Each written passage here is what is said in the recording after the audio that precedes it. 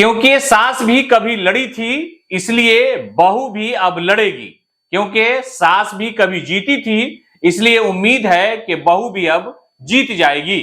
दरअसल काराकाट लोकसभा क्षेत्र पर निगाह लोगों की इसलिए है क्योंकि उपेंद्र कुशवाहा वहां से चुनाव लड़ने जा रहे हैं। जनता दल यूनाइटेड के खाते से सीट छीन लेने के बाद वो सीट चली गई उपेंद्र कुशवाहा के हिस्से में। महाबली सिंह वहां से मेंबर ऑफ पार्लियामेंट थे, काराकाट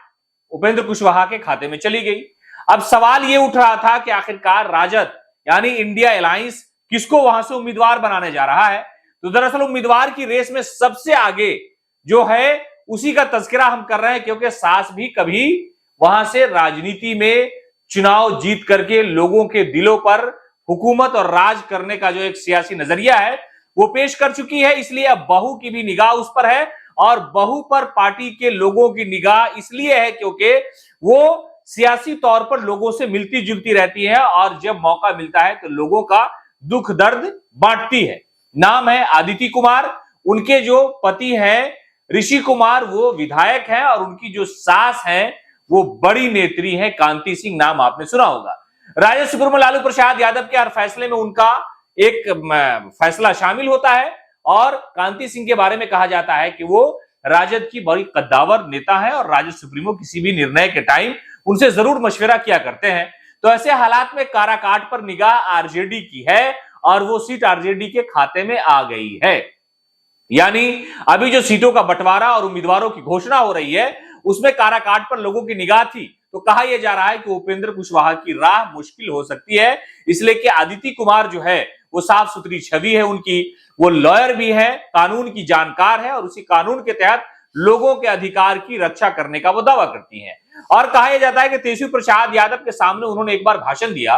तो भाषण के बाद तेजस्वी ने उनकी सराहना ही नहीं की बल्कि तारीफ करते हुए हौसला बढ़ाया और कहा कि आदिति जी हम तो आपको नमस्कार करते हैं और आपकी जो भाषण है, आपकी जो तकरीर है उसके हम फैन हैं। आप जैसे लोग अगर युवा राजनीति में आते हैं तो राजनीति की जो एक छवि है उसे बदला जा सकता है और आप जैसे नेताओं के प्रति लोगों का विश्वास लोकतंत्र में बढ़ जाएगा। तो ये सारी चीजें और कहा यह जा रहा है कि वहां पर आदिति कुमार प्रबल दावेदार हैं और आरजेडी की तेजस्वी प्रसाद यादव की, लालू प्रसाद यादव की निगाह उनके ऊपर है और काराकाट से वो उपेंद्र कुशवाहा के खिलाफ चुनाव लड़ने जा रही है और उनका टिकट लगभग फाइनल है। आरजेडी हो सकता है कि उनके नाम की जब घोषणा करेगी तो उनके नाम पर मोहर लगा देगी। काराकाट से घोषणा जब होगी गठबंधन के नेताओं की तरफ से, आरजेडी की तरफ से, तो आदिति कुमार अधिवक्ता है और एक बड़ा सियासी जो है उनका खानदान रहा है राजनीति में। और कहा जा रहा है कि आदिति के बारे में कि सुंदरता उनकी जिंदगी का हिस्सा है, लोगों से मिलने का, लोगों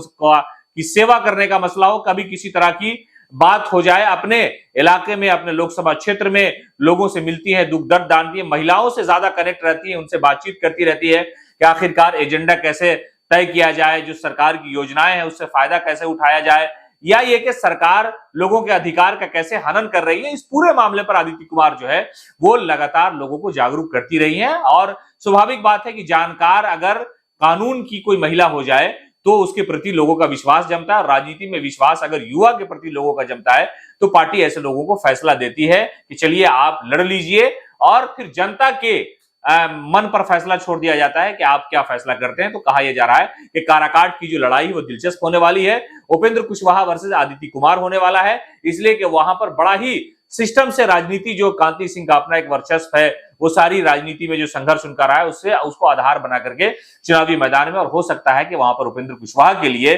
सियासी राह मुश्किल हो जाए।